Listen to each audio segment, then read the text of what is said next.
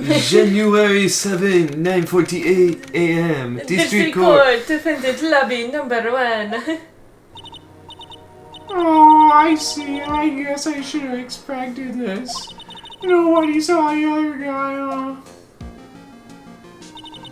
But he was there when I took the coffee over, sir. Scout's honor. What the fuck is the Scouts thing? Like, I don't know. You guys can't see it, but Cameron was like, what the fuck is it? And then he flipped off, and I'm like, that's gotta be it, right? Who the fuck Maggie! is this? I think. Oh, shit. Detective Gumshoe. Are you doing alright? Sorry, I thought it was. I don't know why I thought it was the French man. Sorry, I turned French there for a second. How are you feeling? As if you need to ask you a question, sir. This fucking voice makes me voice crack so hard. Nah, don't let him get you down, Maggie. And don't forget to eat well, okay? Roger. Like the guy from American Dad. Or the guy from Family Guy. like the uncle who says all the Asian shit. Like the guy from Star Wars. You go, Roger.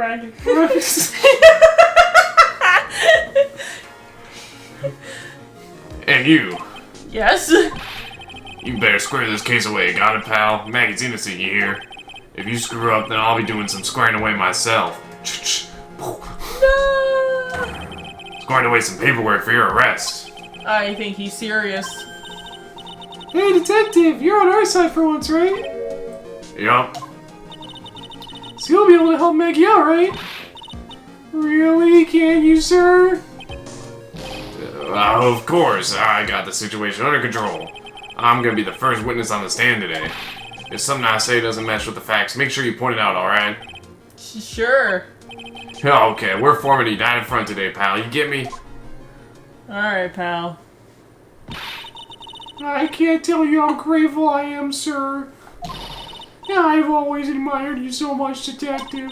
I know I can count on you. Looks like it should all go pretty smoothly today, huh? I can only wish. Can you get a big of my water? I forgot to grab it for we record. I'm the one that's playing the game. Why? I'm the one who's underneath the covers, and you're blocking the way. And you play the fucking game. Alright. Oh my god, is that a hot man across from me? Yeah, the judge is right there. I was talking about you. Court is now in session for the trial of Maggie Bird. The defense was drinking water, Your Honor.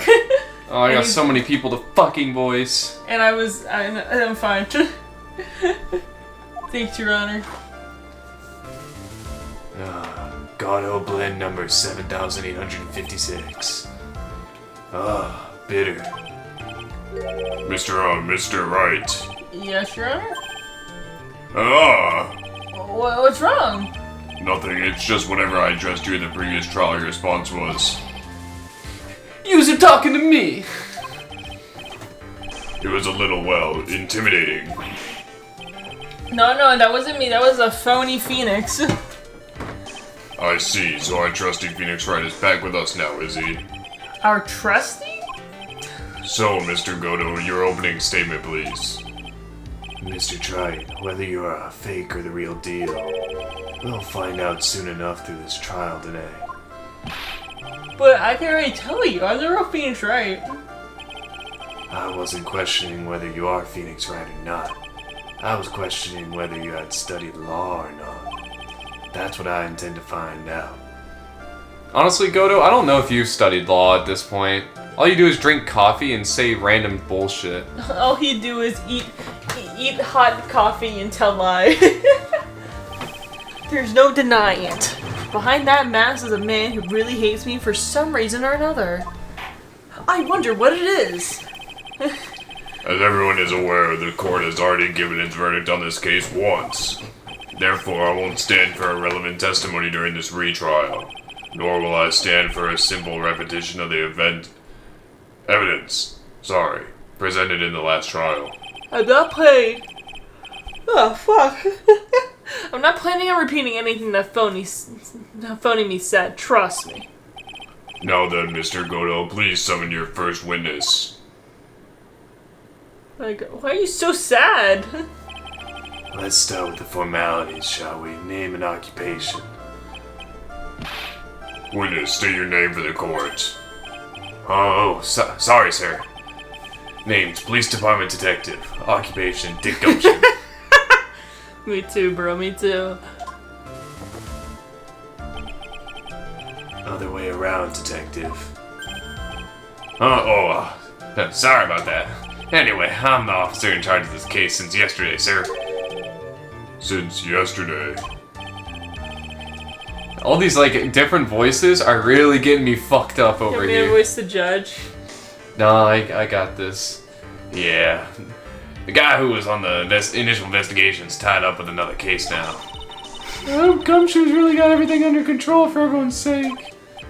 I see. So, Detective Gumshoe, would you outline for the court the basic facts of this case? Yes, sir. The victim's name was Glenn Elg. He was a professional programmer. He was on the payroll of Blue Screens Inc., a local company. This is the victim's autopsy report. The court accepts this in evidence. Died from potassium cyanide poisoning. Time of death was between 1:30 and 2:30 p.m. So he died from Potassium. bananas mixed with apple seeds. Oh, shit, word? Anyway, and here are the floor plans of the restaurant. Oh, there.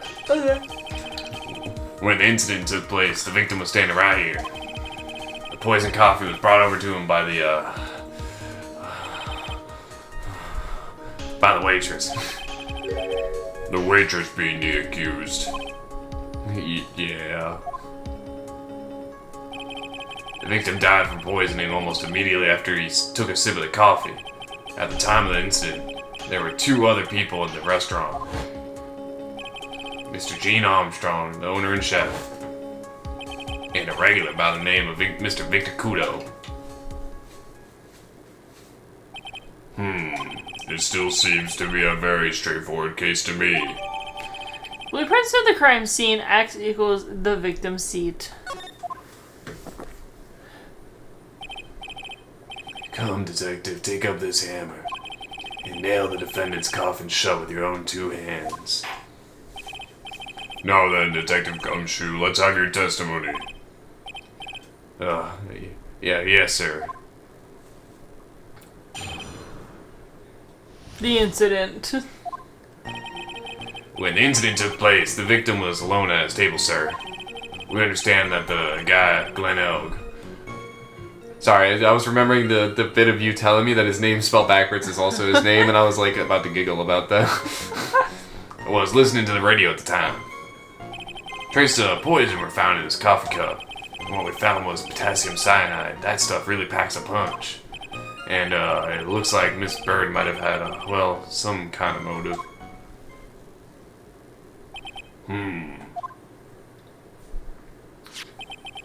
Using the dark aromatic depths of the coffee to conceal the poison. Classy lady.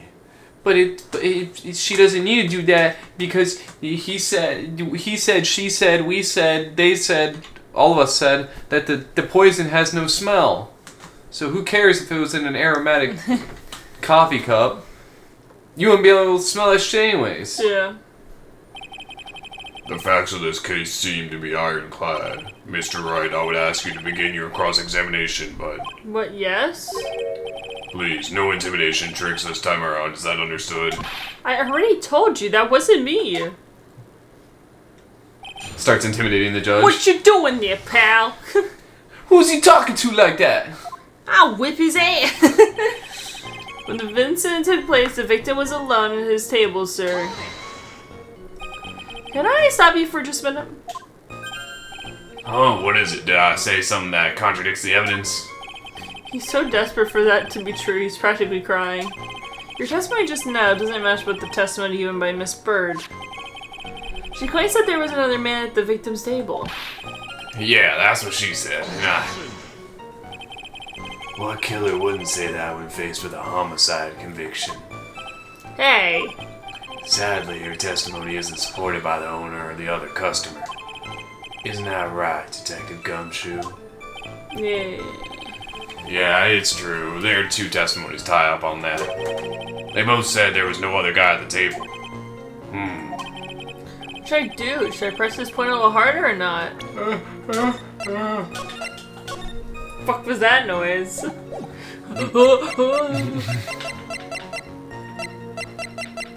I should probably pull up the gun, huh? She holler, let it go, eeny, meeny, miny, mo. Well, maybe the other witnesses just missed him. Oh shit. Perhaps their view of the victim's table was obscure in some way. Ah, that argument is as weak as the coffee at Tribia and Wright. Huh? I have here in my possession a ticket. Congratulations? A ticket, more like a photo of me. Yeah, it's a one-way ticket to Guiltyville. Population, the defendant. This is a photograph taken from near the entrance to the kitchen. This is the scene as witnessed by the chef moments after the poisoning took place, correct? Oh, that was the judge. I think the court will agree with that with such a clear view of the scene of crime. How, Mr. Track, could anyone have overlooked a second person at the table? It certainly seems to show the victim's table extremely clearly. Crime scene photo added to the court. We understand the guy was listening to the radio at the time. He was listening to his radio, you say? Yeah, he had a portable radio in his chest pocket. Maggie told us that too, didn't she? Something about how one of them had some sort of earpiece.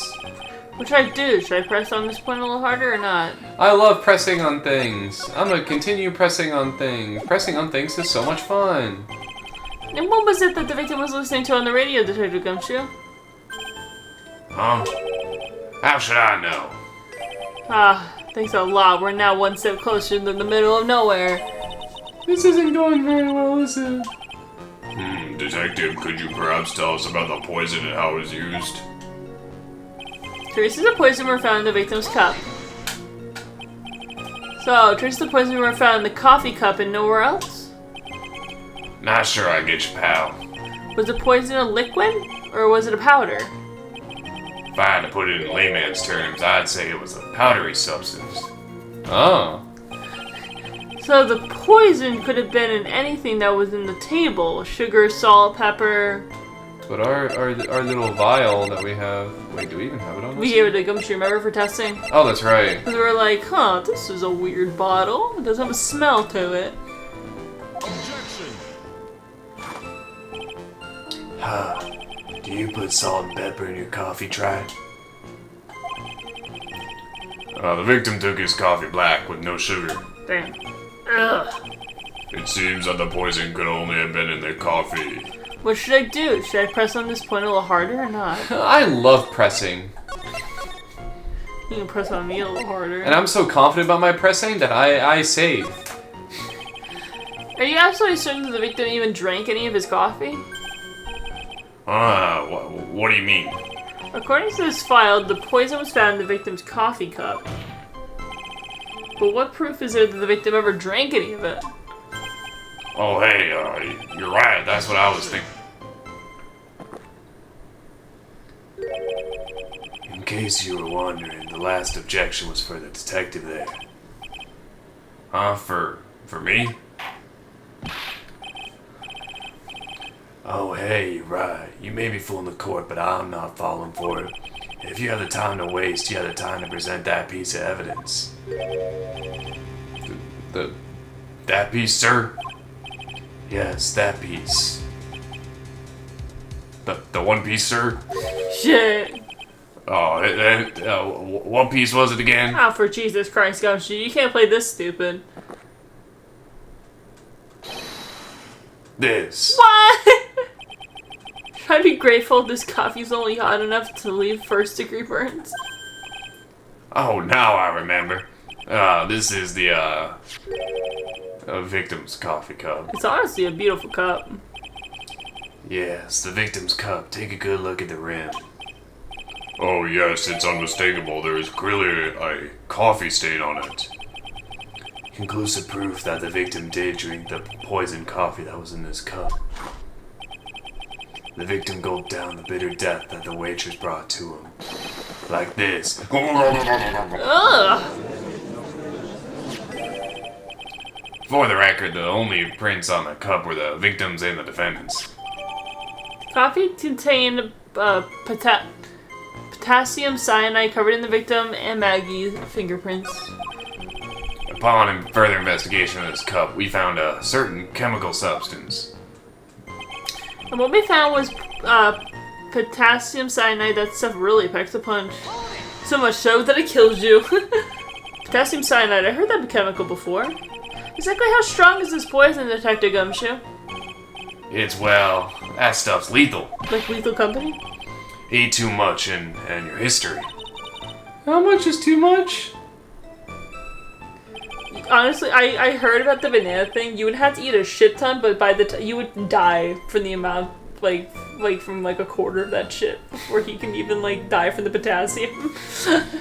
Oh yeah, there's interesting stuff because everything has an LD50, which is it measures how much of a certain thing you need to like ingest for it to be lethal, and the point is that like a lot of these chemical compounds that they use for like lethal injections or poisons or stuff like that, the trace amounts that are inside of like foods or like the other things that you eat, you would die from anything else in that substance than like there's something in Ben & Jerry's ice cream that's like that, and I think I've said this before, but it would take you like 3,000 pints of their ice cream to die from that chemical, whereas it would only take like 15, or no, it wasn't like 15, it was like 30 pints to die from the sugar. Yeah. And you don't see anyone out here banning sugar. Yeah. So that's the whole thing, but... A lethal dose is 0.2 grams. That's about enough to finish anyone off. 0.2 grams? How much is that? You know when you swab your ears for earwax, yeah, about that much. Earwax, huh? Sounds like something Gumshoe's got an abundance of. Such a small quantity of poison could have been concealed anywhere. And it looks like Miss Bird, might have had, well, some kind of motive. Some kind of motive? Yeah, but if you ask me, it's been blown way out of proportion. You know what my golden rule is, detective? Chunk out a bad cup of coffee, you can always get another. Huh? I don't get it. I'm saying we can always get another witness on the stand if we have to chuck you out. No. So stick to the facts, detective. Now then, what was Miss Bird's motive? Come on, Gumshoe. They said she wanted to steal a lottery ticket. I knew it. That's what we heard yesterday, too. It disappeared from the scene of the crime. And it wasn't just any lottery ticket. It was a winning ticket for $500,000. Mr. Armstrong knew about the ticket too, didn't he? But he stole the wrong one. Then, is it possible Maggie stole the winning one? What should I do? Should I press this point a little harder or not? Yes, I love pressing points really, really hard. I'm really good at pressing points really, really hard. I'm gonna leave it. I fucking reload! No, I'm fucking kidding.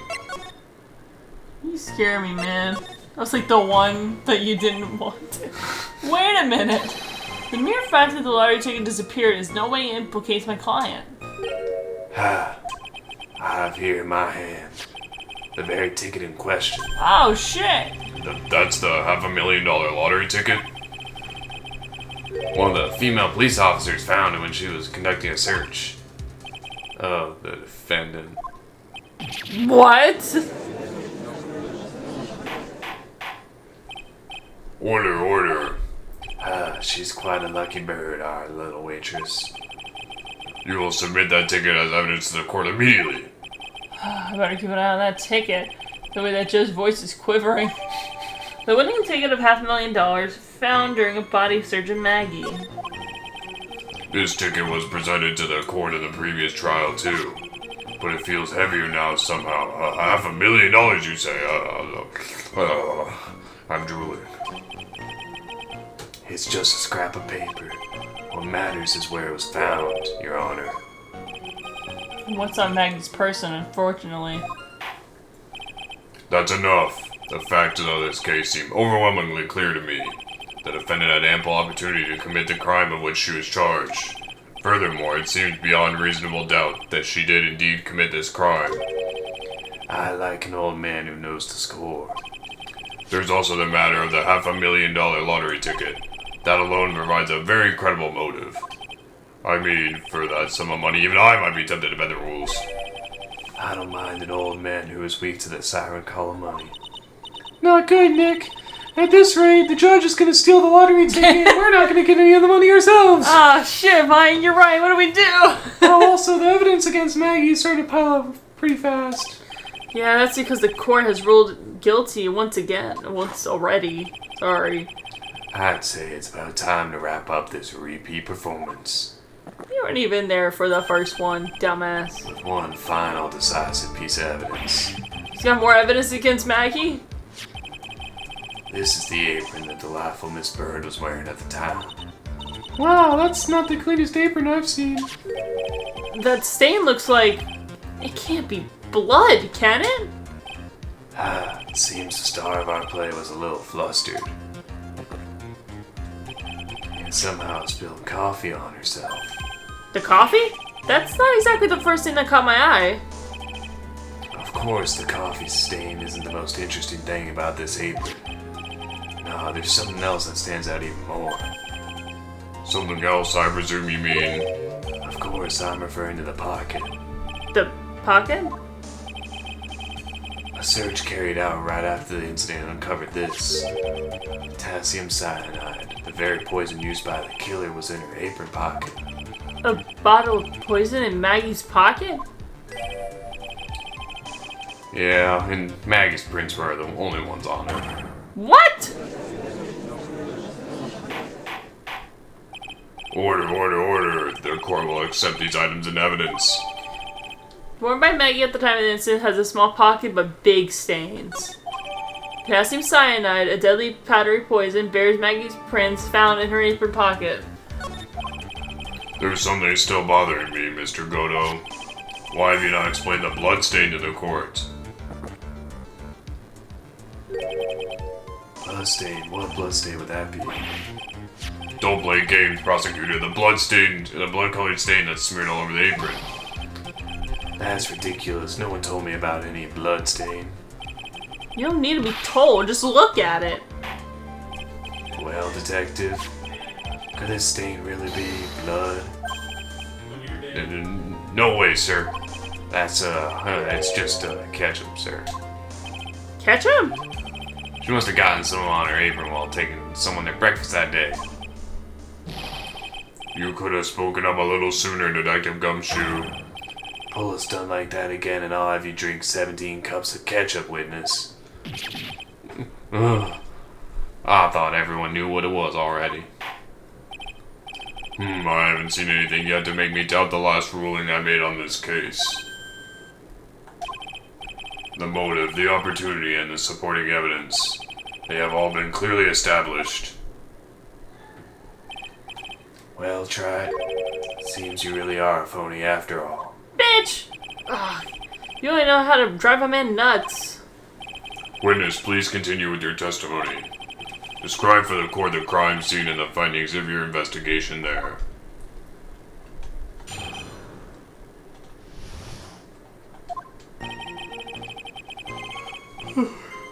Sorry, I had to take a quick little breather there in order to be able to continue getting on with these voices because my fucking throat hurts. I'm sorry, hun.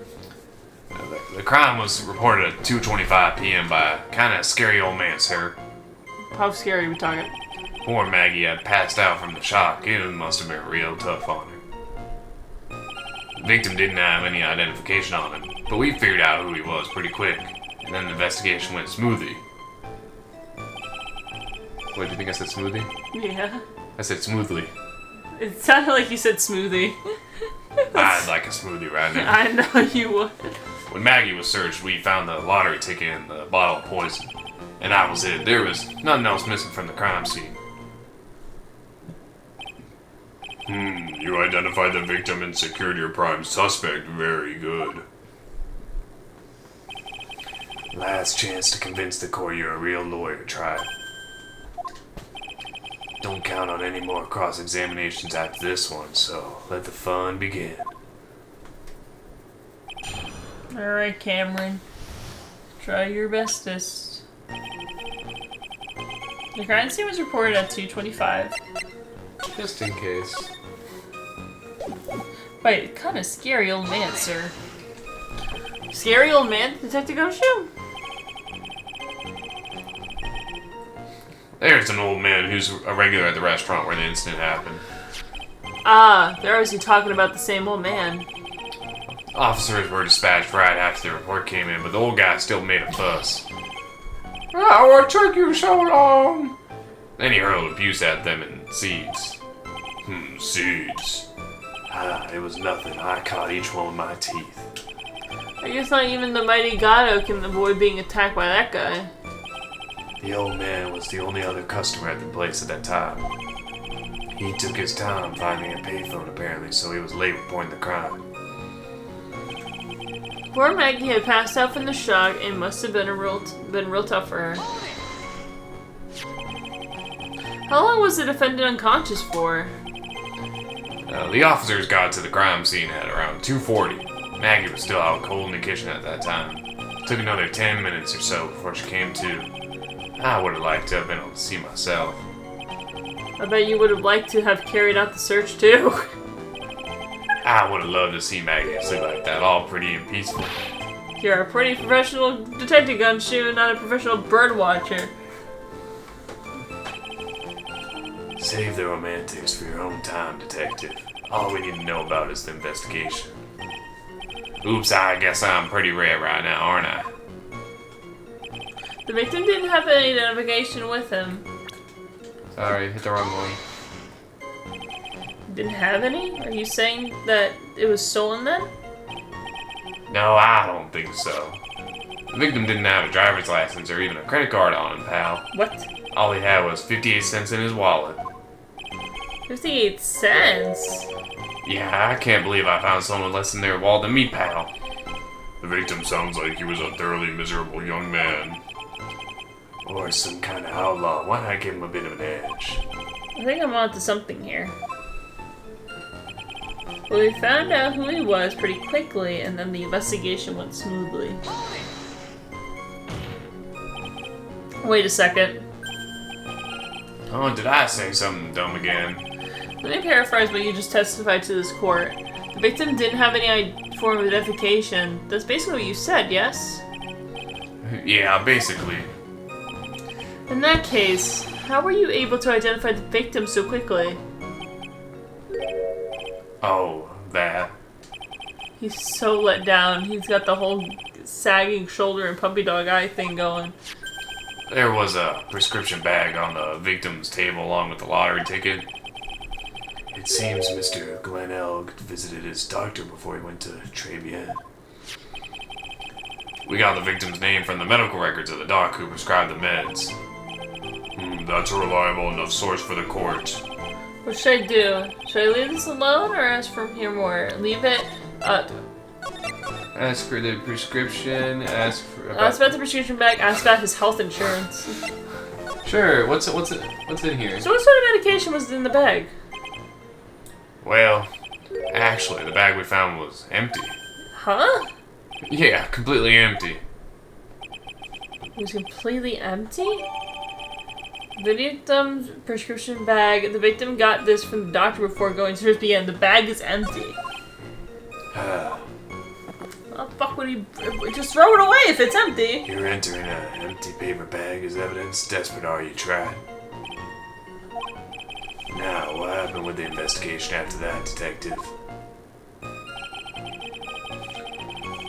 When Maggie was searched, they found the lottery ticket and the bottle of poison. You know your poison. But the victim had been passed out for a while, correct? In that case, isn't it possible for someone planted the evidence in Maggie's pocket? Hey, yeah, you nailed it, pal.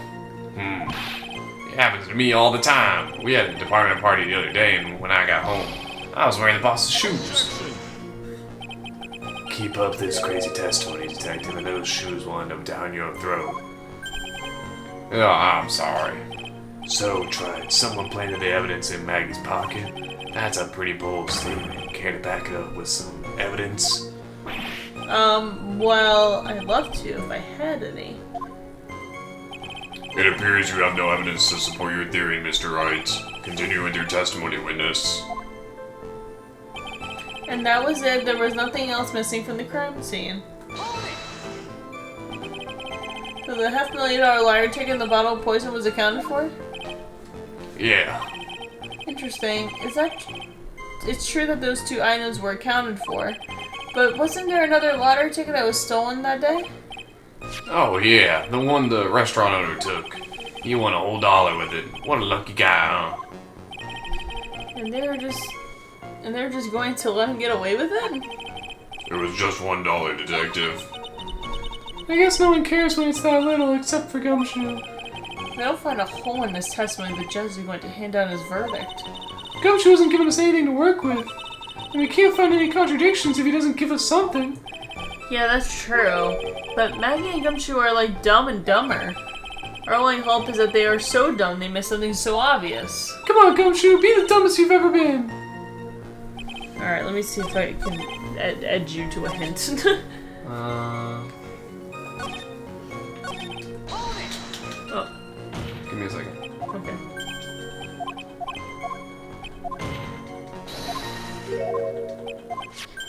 Oh, is that what they're getting at? Okay. Oh wait, I can't press for the health insurance. I wanted to view his health insurance. No, you got the right item from it. That's...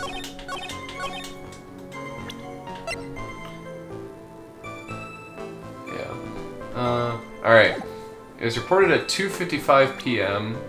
Where's the autopsy report? Next to the bike, I think. The time of death was between 1:30 and 2:30 p.m. Okay, that's fine.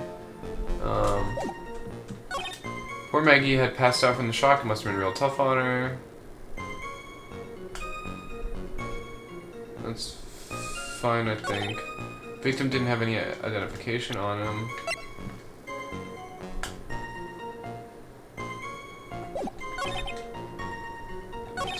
When Maggie was searched, we found the lottery ticket and the bottle of poison. That was it. There was nothing else missing from the crime scene.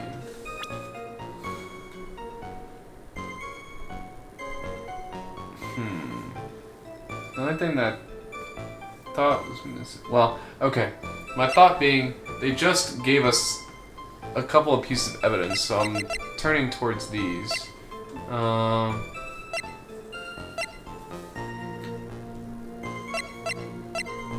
So there's this one. The victim got this from the doctor before going to Tribulations. The bag is empty. That's what we just got.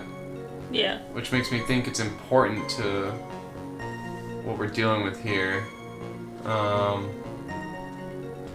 If he says there was nothing missing from the crime scene, wouldn't it be that the bottle that this dude had was missing from the crime scene? Why don't you try it? You're right. There's a Gumshoe. I think I should point something out to you. There is just one small contradiction in your testimony. Oh, finally. I'm getting all anxious just waiting, so hurry up, will you? You testified that nothing else was missing from the crime scene. However, the prescription bag you mentioned was empty. Did the officers recover the medicine from the scene of the crime later? No, they didn't. The victim was given the prescription right before going to Trace the End. Where, then, did the medicine disappear to? You are too cool, pal. Indeed. Due consideration wasn't given to the victim's prescription in the previous trial. Witness, why do you always overlook such vital piece of evidence?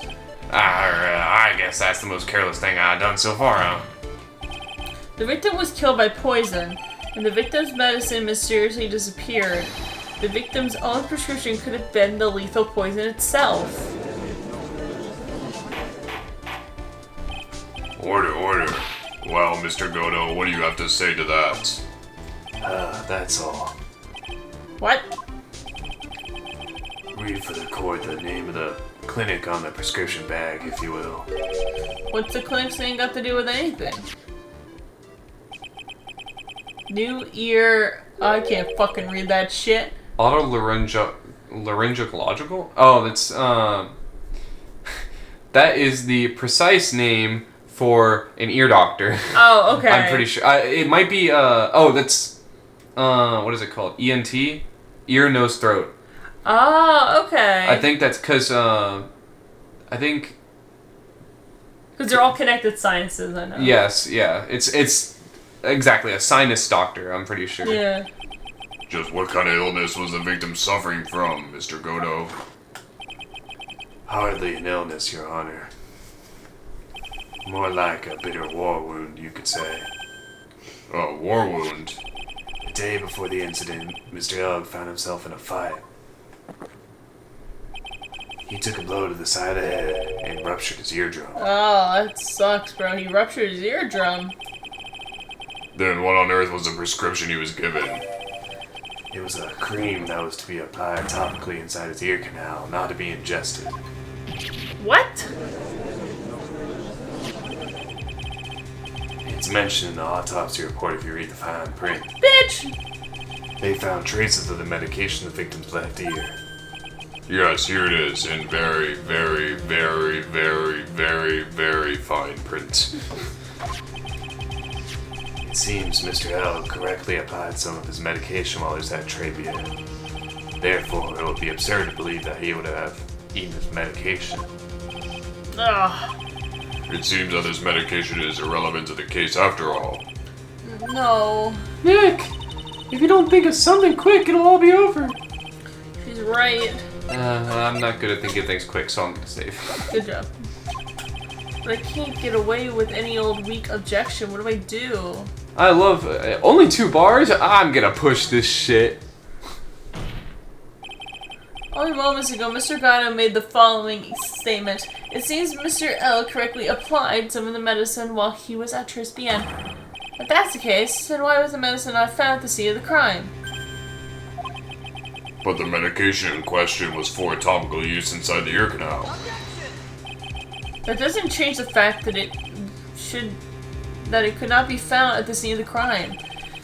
However insignificant it may be, this is a lawyer's duty to pursue the truth. You know as well as I do that the medication is irrelevant. It hardly seems likely that a prescription drug would contain potassium cyanide. I hardly see likely that the coffee the waitress served would contain it either. But it did. The possibility is undeniable.